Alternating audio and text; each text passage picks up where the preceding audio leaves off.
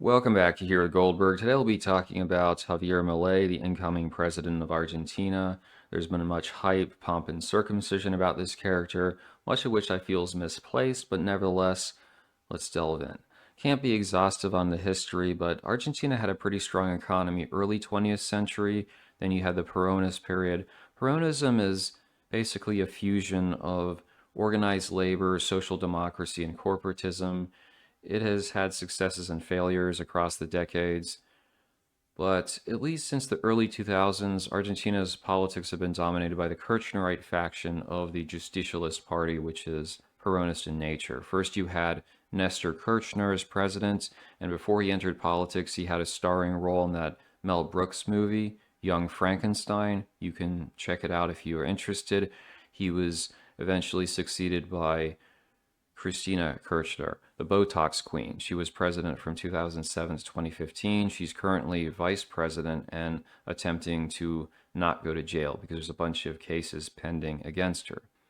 In 2015, Mauricio Macri is elected. He's a David Cameron type center-right pro-business president, and he attempts to make austerity reforms on a gradualist basis, but it doesn't work out all that well because he doesn't control the legislature. So he says, I'm going to shrink the number of cabinet ministers, but that doesn't actually lead to government spending cuts. He wants to shift around tariffs. It pisses off the farmers. He legalizes foreign currency trading, which has mixed reactions. And then, of course, he abandons a plan to go after inflation for other economic and political objectives. That ends up backfiring. He loses re-election, and we end up with Alberto Fernandez, who's kind of a placeholder, Kirchnerist type, with, as we already mentioned, Cristina as his VP. So largely uninterrupted tradition when it comes to their politics and economic management, heavy on state intervention, labor unions.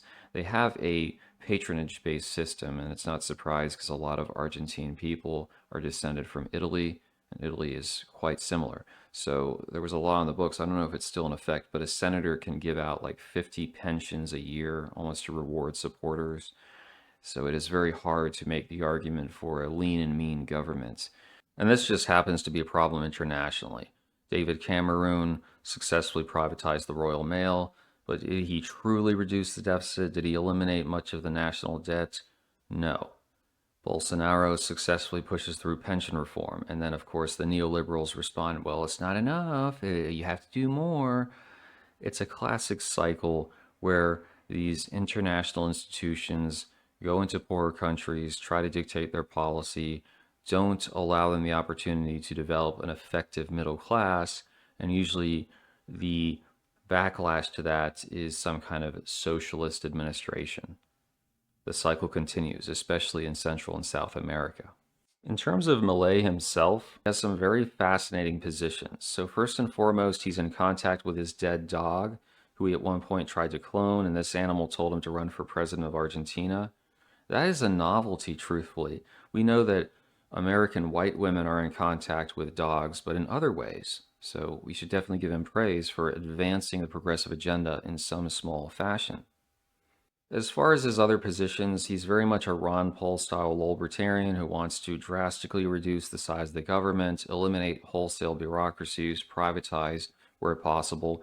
He is in favor of eliminating the soy tax, so that is one reason I would probably vote for him if nothing else.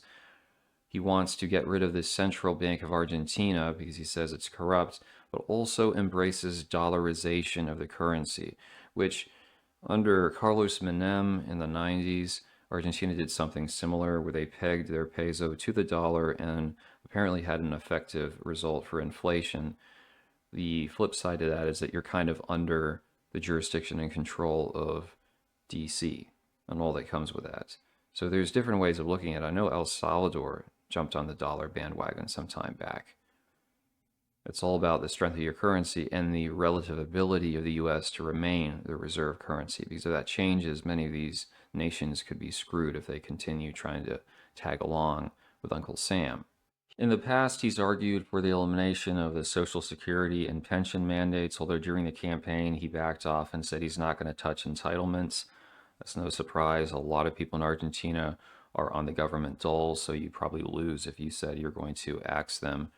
He claimed that'll happen in the future, kicking the can down the road. Despite being a libertarian, he is generally against abortion when it comes to LGBT marriage, not wholesale opposed.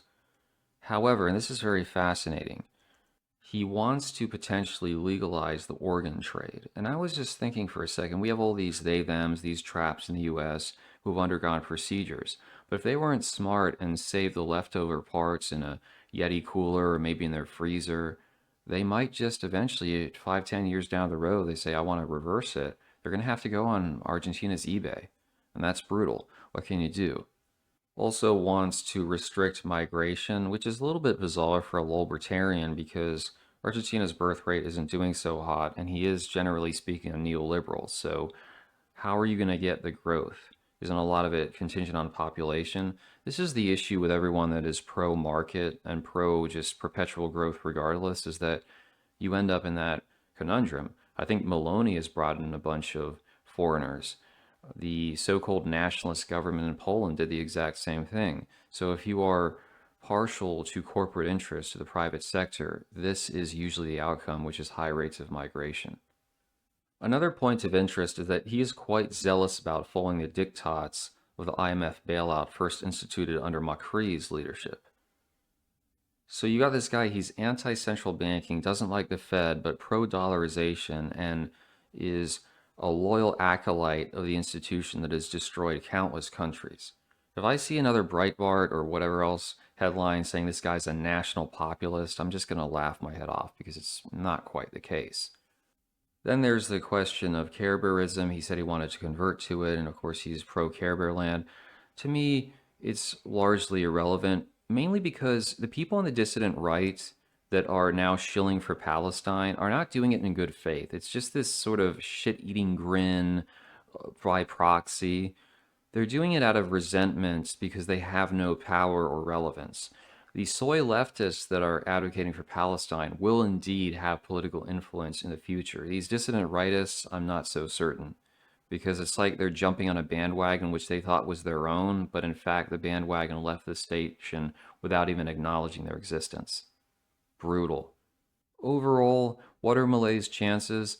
Apparently, there is a line item veto in Argentina, so he may be able to reduce spending somewhat. I don't see him shrinking entire government bureaucracies. Perhaps he can get some privatization through.